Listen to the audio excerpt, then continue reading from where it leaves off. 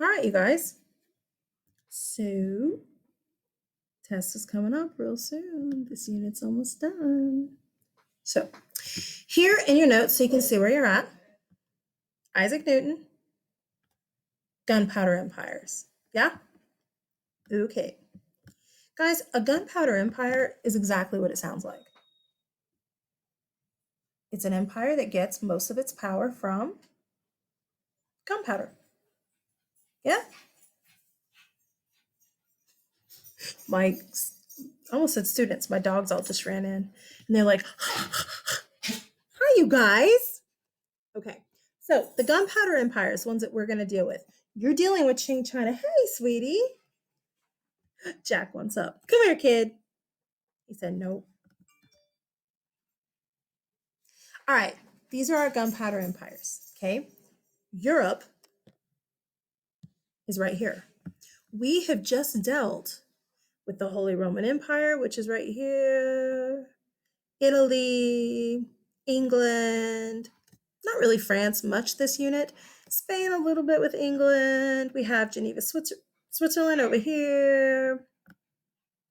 Gunpowder empires. This kind of pinky one here, that's the Ottoman Empire. The Ottoman Empire is going to be with us from right now until the end of World War I, which is 1918. So get used to the Ottoman Empire. The Ottoman Empire is going to have most of North Africa, the Middle East, and this whole chunk of Europe for a long time. Then here in this purple, we have the Safavid Empire, okay? And then here in India, we have the Mughal Empire. We are starting with the Ottomans. The Ottomans come from a group of like nomadic Muslims called the Seljuk Turks. I don't know if I put it in your notes or not. It didn't. Turks. Turks. Okay, that's what the Ottoman Empire like comes from. They are originally Turks. And that's where like the modern day country, right here, Turkey. That's where the name comes from. The Turks. Okay. So the Ottoman Empire has a pretty impressive military. All right. Um, they're pretty hardcore.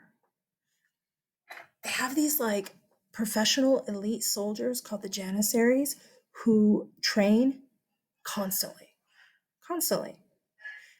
They're not just on jihad, they're not just trying to spread Islam. The Ottoman Empire wants land, and they're going to use gunpowder to get it. Gunpowder is still not really a thing yet in Europe. Not really. I mean, Leonardo da Vinci saw it. He was way impressed by it, but most people aren't really using it yet. But look, they got these long guns. You see? Right here. They also have these things. Fuses, basically. Okay? One of the things the Ottoman Empire does, oops, that's the wrong place. Oh, here we go. Wait. One of the things the Ottoman Empire does, as they're expanding this way, this way. I need to remember that it's opposite for me. But as they're expanding this way, okay, they're getting into Christian land here. That's Greece. This used to be the Byzantine Empire. It's gone. When they're going into Byzantine land, they're conquering Christians. Okay? One of the things that they do is called the Devshirm system. They basically take Christian boys kind of as slaves, as servants. But they're slaves, but they train them in the ways of Islam. These boys, a lot of them would convert, not all of them, but a lot of them would convert and then they become like these military beasts. Hear the dogs?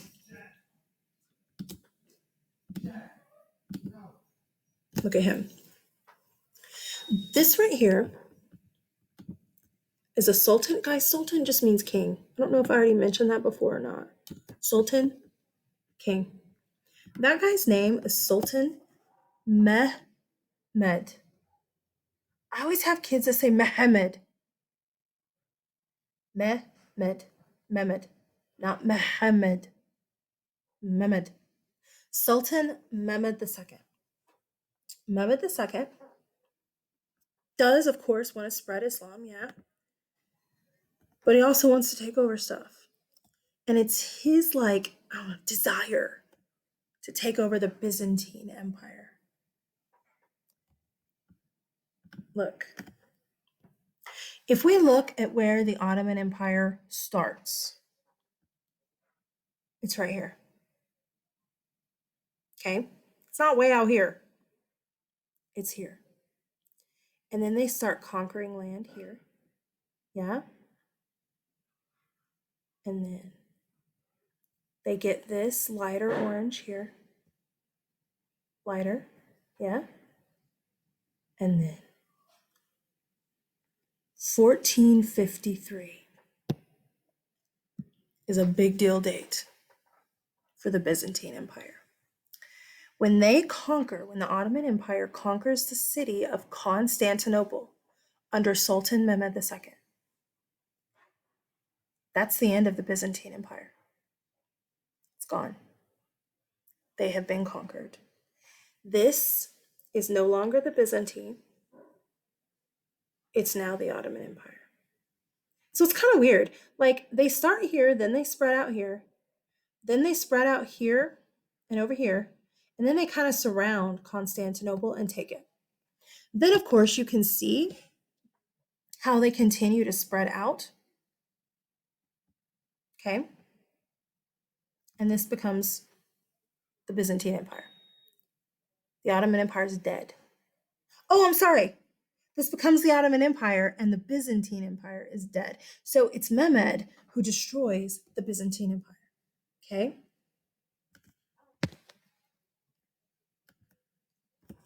Well, that's an issue for this guy. He's my 5th most favorite guy in all of history. His name is Vlad Dracul. How's that for a name? Our Texan way is Vlad Dracula the Impaler. Vlad Dracul. Vlad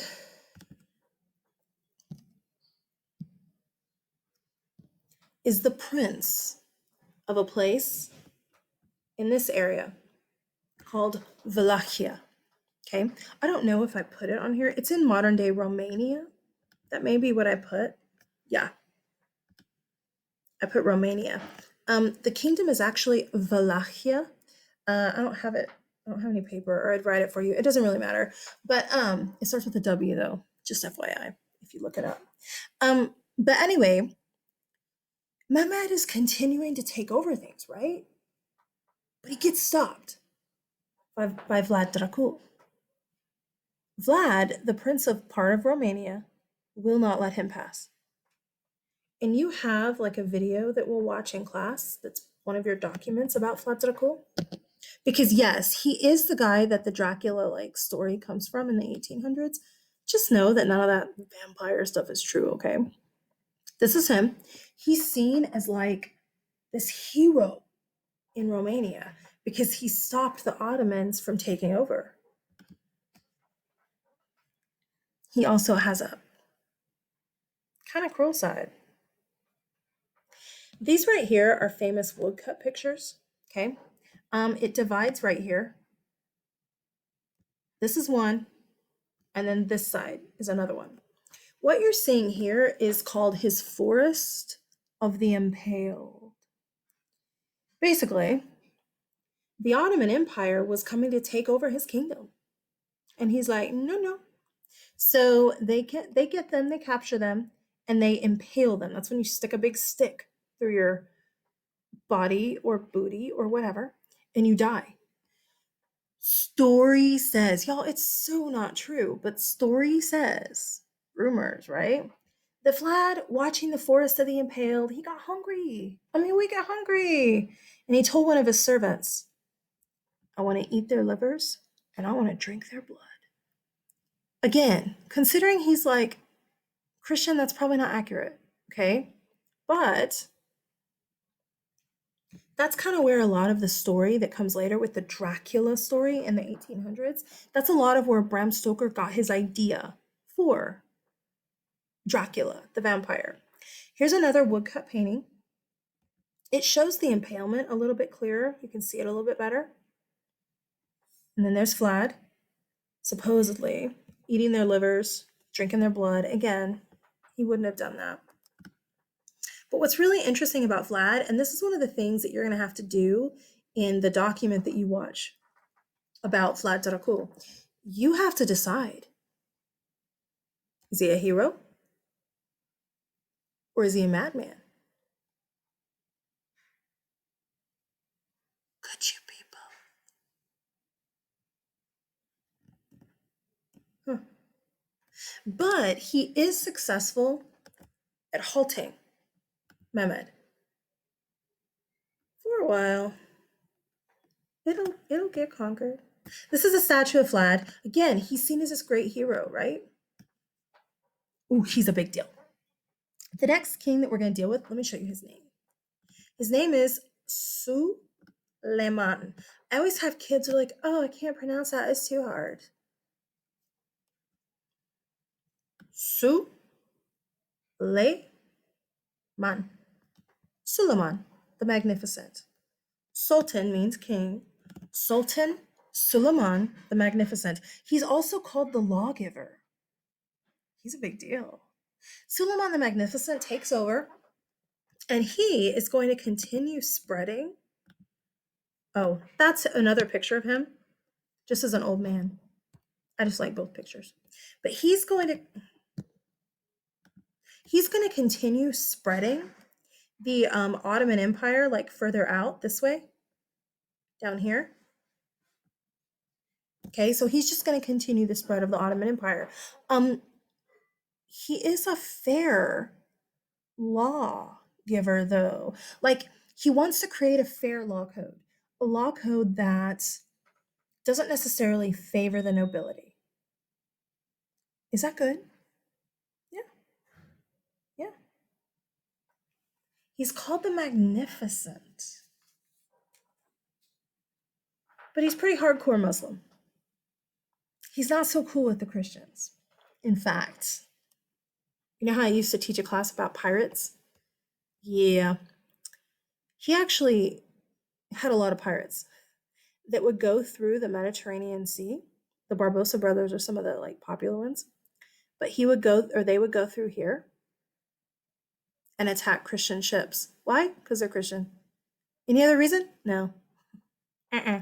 So he is definitely on a jihad, on a mission to spread Christianity, but he also wants to do right by his people by creating a fair law code where nobles don't get special treatment. If you're a peasant, you get the same punishment as a noble would get, or vice versa. If we're going to punish the peasants by torturing, we're going to punish the nobles by torturing too. Why? Because it's fair. So he's definitely seen as like this big deal. Definitely. And of course, he spreads the Ottoman Empire like crazy. He's good at fighting. Now, I just looked and look, he is going to try over and over and over again to take over Vienna, Austria. He can't, but he tries over and over again. All right. That will bring us up. We'll come back to the Ottoman Empire, but let's hit the Safavid during this time period. Safavid. Here it is. Safavid. Okay. The Safavid Empire is right here. Ish. Especially right here. there's some serious issues as to where exactly is the border. Oh, wrong side. Where exactly is the border between the Ottoman Empire and the Safavid Empire? The Ottoman Empire, oh, that's not what I wanted to do. This is what I wanted to do.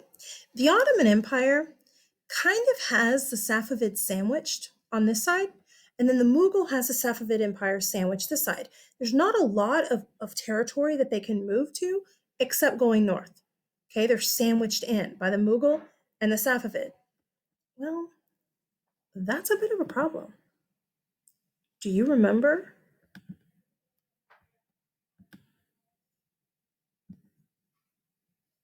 And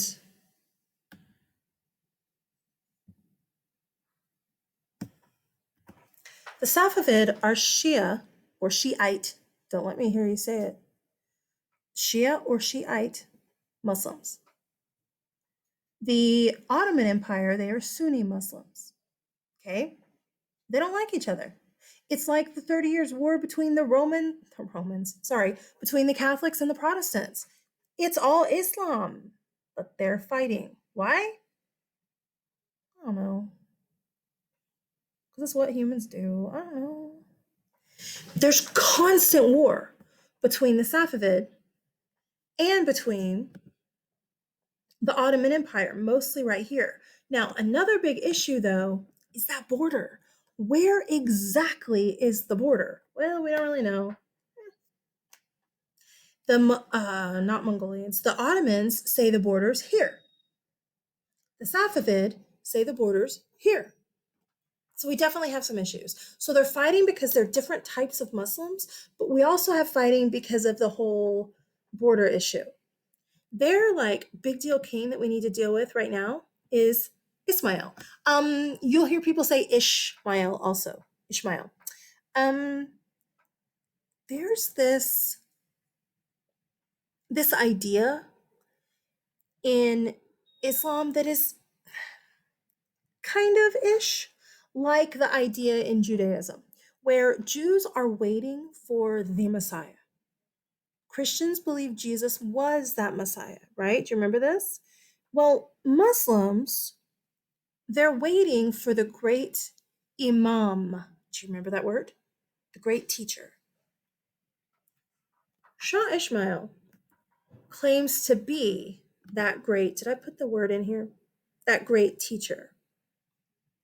I did. Imam. You got to know that. They're not like priests, but it's okay to think of them like a priest if you have to. They're teachers. Okay? He also claims, here we go. He also claims to be Allah. Who's Allah? Do you remember Allah? Did I put it in here? I did. Allah, the God of Islam. He also claims to be Allah in human form.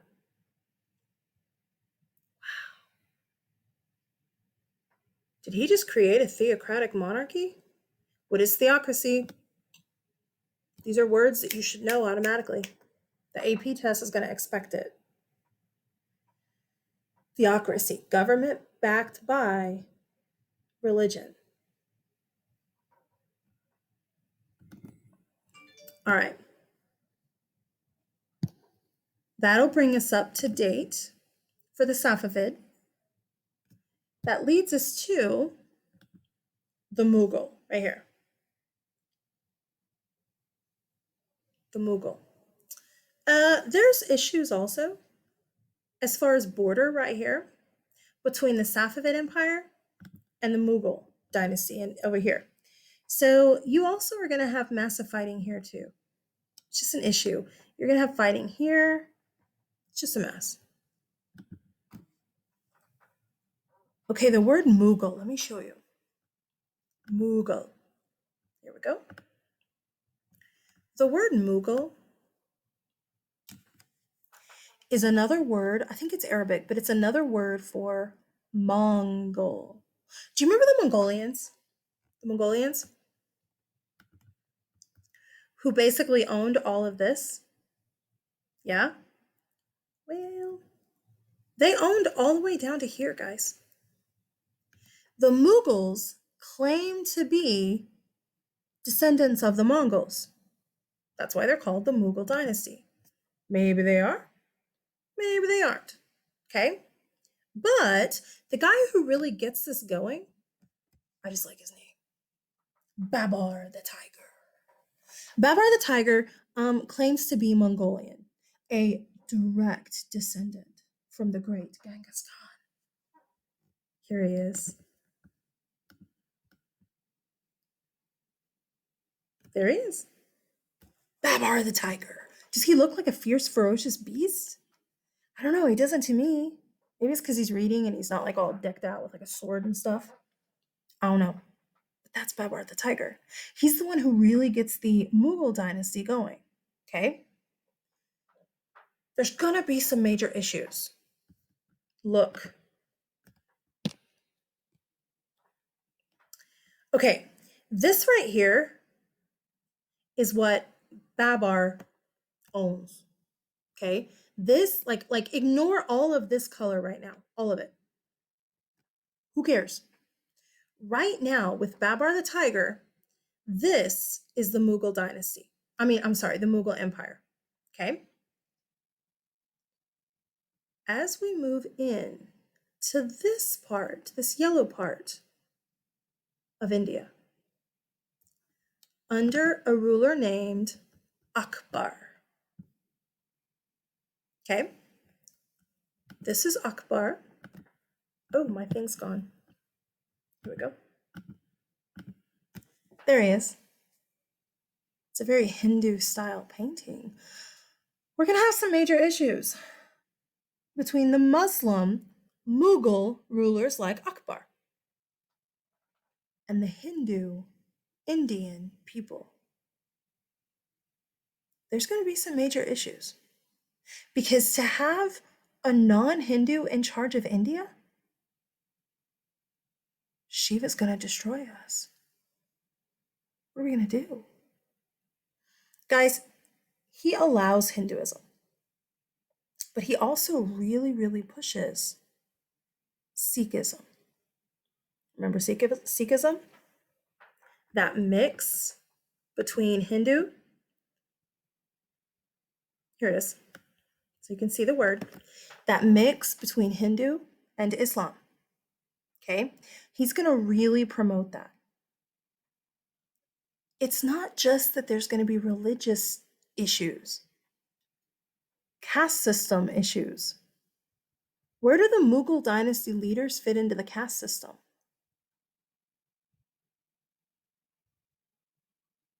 Where do their families fit in? Where do the bureaucrats that work in the government fit in? Are they Brahmin? Well, no, they're not even Hindu. Where do they fit in? Do you see a problem? So he's tolerant of them, but he really pushes this idea of Sikhism to kind of mix the two and allow it to kind of, I don't know, mesh easier. Well, all that gets thrown out with this guy. His name looks hard. It's not that terrible. Aurangzeb. Aurangzeb. I've heard people flip the R. That's how I learned it, was flipping the R. So I typically do that. Aurangzeb. I don't know if it's right. That's just what I learned in college. Aurangzeb comes in. Here he is. It's a very regal looking painting. Aurangzeb comes in and he continues expanding the Mughal dynasty, the Mughal Empire. So now the Mughals own all of this up here in this border. They own everything that's in this color, this yellow, and now they own most of southern India down here. Okay? He hates Hinduism. He's totally intolerant of Hinduism. He doesn't really love Sikhism. In fact, he totally outlaws Hinduism. You may not be Hindu. Unless, wait, I was gonna say unless you pay taxes, but that's not actually him, is it? I think it's actually Akbar. I guess it doesn't really matter, but he hates it. He outlaws it. You cannot be Hindu. I don't love Sikhism either. How's this gonna work out for him? The Hindu are just gonna lay down and be like, "Oh, all right, we'll be Muslim then." No, no. There's massive infighting. In fact, so much infighting that like they don't even have to worry about the Safavid over here or other dynasties. Well, the Himalaya are there, but who cares? They don't even have to worry about anybody else because they have the Hindu rising up against them every 2 seconds.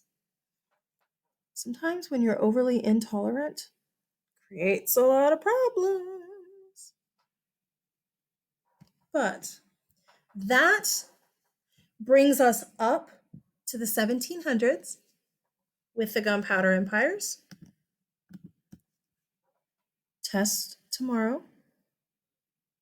And we're on a whole new unit. Yes. Okay, bye. See you later.